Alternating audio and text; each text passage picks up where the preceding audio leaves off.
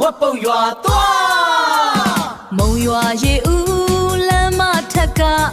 ပတောက်ပန်းတွေရနန်းကြိုင်တို့ရွာသားတွေပြန်လာရေလောင်းကြမယ်ဝတ်ပုတ်တင်ကြံမြိုင်မြိုင်ဆိုင်ဝတ်ပုတ်တင်ကြံ hey ပြောကြစို့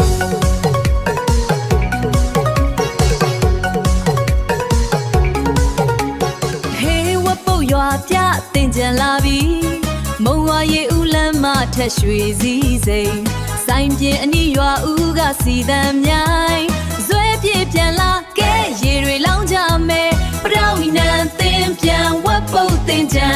ရွှေမြေအညာတင်ကြံပွဲအတူကကြမယ်ဝတ်ပုတ်တင်ကြံ